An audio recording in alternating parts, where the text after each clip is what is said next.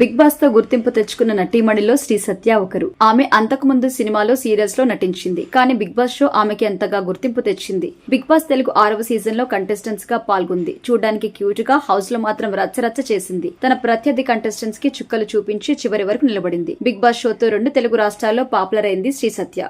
Big boss show చాలా మందికి life ఇచ్చింది. సినిమా అవకాశాలు తెచ్చిపెట్టింది. కానీ శ్రీ సత్యకి పెద్దగా ఆఫర్స్ రాలేదు. యూట్యూబ్ వీడియోస్ చేస్తూ రాణిస్తోంది. ఆడదా పాడదా వెబ్ సిరీస్ లో కనిపిస్తుంది. అలాగే టీవీ షోస్ లో మెరుస్తోంది. ఇదిలా ఉంటే తాజాగా ఒక ఇంటర్వ్యూలో ఆమె చేసిన కామెంట్స్ వైరల్ అవుతున్నాయి. పెళ్లిపై స్పందించిన శ్రీ సత్య హాట్ కామెంట్స్ చేసింది. పెళ్లి గురించి యాంకర్ అడగ్గా చీచీ అంటూ రియాక్ట్ అవ్వడం షాకింగ్ కి గురి చేసింది. పెళ్లెప్పుడంటూ ప్రశ్నించారు యాంకర్ శివ. దీనికి క్షణం కూడా ఆలస్యం చేయకుండా చీచీ అంటూ రియాక్ట్ అయింది శ్రీ సత్య. ఆమె రియాక్షన్ కి యాంకర్ కూడా షాక్ అయ్యారు. ఏంటి పెళ్లి చేసుకోవా అని అడగ్గా నో నో అని చెప్పింది. అసలుకే పెళ్లి చేసుకోను అని స్పష్టం చేసింది. మా అమ్మ నాన్నతో నేను చాలా హ్యాపీగా ఉన్నాను. పెళ్లెందుకని రివర్స్ క్వశ్చన్ వేసింది. బాగా చూసుకుంటాను అని శివ అడగ్గా బాగా చూసుకోకపోతే మళ్లీ ఎడవాలి కదా అని చెప్పింది. అయితే పెళ్లిపై ఆసక్తి లేదని, ఫీలింగ్స్ చచ్చిపోయాయని కూడా తెలిపింది శ్రీ సత్య. ఈ సందర్భంగా మరో షాకింగ్ విషయం కూడా వెల్లడించింది. కొరియన్ అయితే ఓకే అని చెప్పింది. ఈ కొరియన్ పిచ్చి ఏంటని యాంకర్ శివ అడగ్గా కే డ్రామాలు ఎక్కువ చూడడం వల్ల వాళ్ళు నచ్చుతున్నారని తెలిపింది. కొరియన్స్ బాగుంటారని, ఆడవారిని బాగా ట్రీట్ చేస్తారని తెలిపింది.